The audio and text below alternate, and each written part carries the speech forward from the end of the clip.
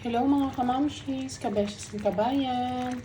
Another menu in Momshi's Kitchen, pork giniling with carrots and potato. Marami ang makaka-relate dito, alam nyo na.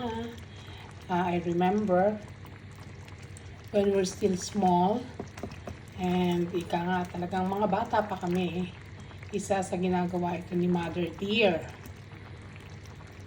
Ang giniling nalalagyan ng maraming carrots and potato para dumami.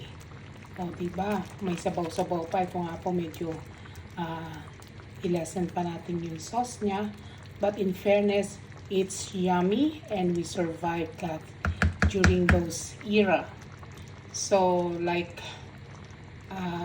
one of the famous actress in the Philippines, her experience is that when they're still little, and then ika nga hindi pa nakakaluwag-luwag and there plenty in the family, yung isang latang corned beef nilalagyan ng sabaw ng kanyang lola and maraming carrots, and kung walang carrots maraming patatas or else any vegetable na pwedeng maidagdag together with the sabaw para padamihin. Yan po yung mga technique ng mga ika nga medyo hindi pa nakakaluwag-luwag ng mga unang panahon. Kung hindi man corned beef nga medyo sosyalin pa, dilata, sardinas, in short, lalagyan ng sangkaterbang sabaw o kaya miswa or any gulay or else ito na nga lang, ika nga yung sardinas na lang na maraming sabaw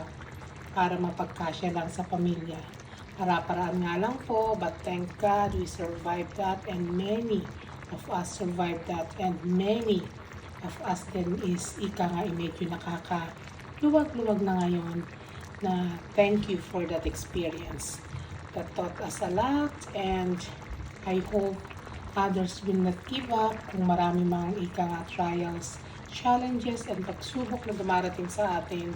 Huwag lang susuko, pray, believe, and trust with Him talaga. Ika nga, trust with the process din, and just dream and fulfill your dream. And makakamtan nyo rin po yung ika nga happiness at the end.